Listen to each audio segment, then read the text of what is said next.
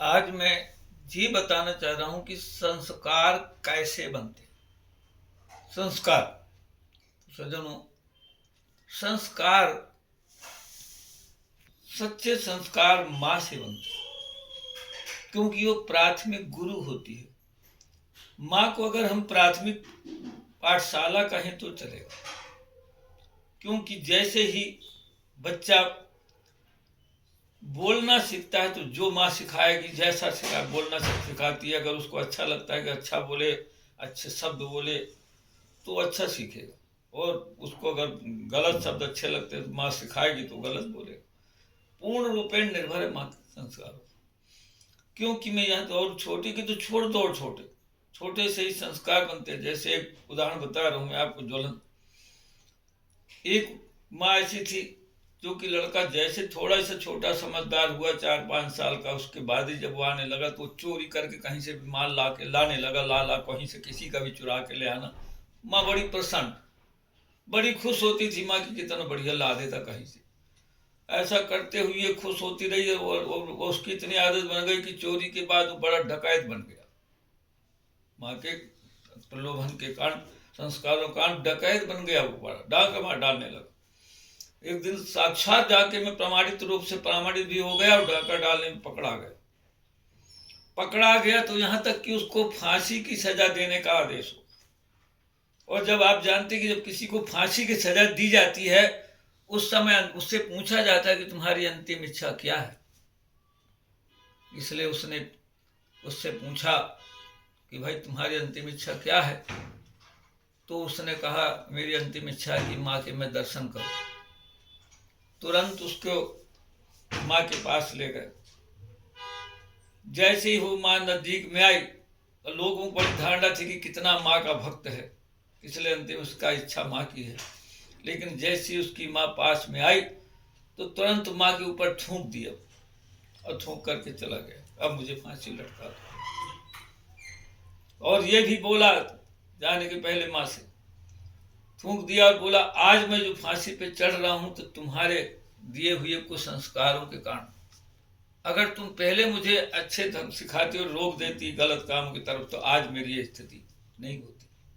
आप इससे समझ सकते हैं कि कितनी बड़ी छोटी सी बात। एक और दूसरी तरफ लीजिए, गांधी जी के बचपन की याद दिलाता हूं। गांधी जी के बचपन के समय जब गांधी जी का बचपना था, एक दिन गांधी जी के बड़े भाई ने गांधी जी को मार दिया। गांधी जी ने जाकर माँ से शिकायत किया कि माँ मुझे बड़े भाई ने मारा। माँ ने कहा तुम भी उसे मार दो। तब गांधी जी ने उत्तर में कहा माँ से कि माँ तुम तो गलती को रोकना नहीं चाहती, और गलती को दोहराना की शिक्षा दे रही हो, उचित नहीं लग रहा। तब माँ ने बोली बेटा मैं तुम्हारी परीक्षा ले रही थी। अगर परिवार के साथ इसी प्रकार की तुम्हारी भावना बनी रही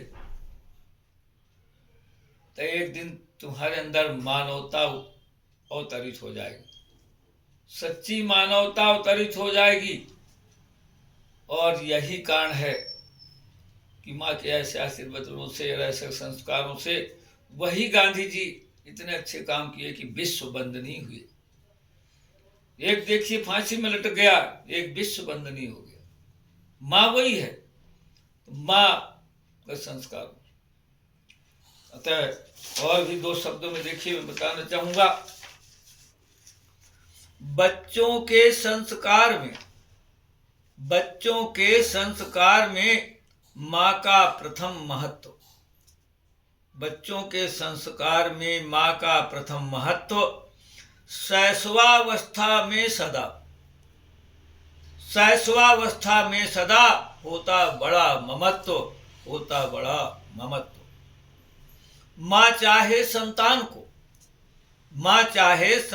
को बना सके इंसान, माँ चाहे संतान को बना सके इंसान, और माँ चाहे संतान को बना सके हैवान। माँ चाहे संतान को बना सके हैवान।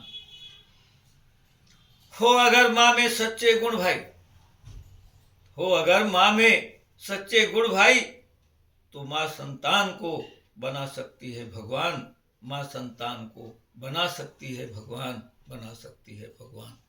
अतः मैं चाहता हूँ कि अगर किसी को आगे तक हमेशा के लिए संस्कारवान बनाना है, तो हर माँ का परम कर्तव्य है कि वो शैशवावस्था से ही, प्रारंभिक अवस्था से ही अच्छे संस्कार बच्चे को दो।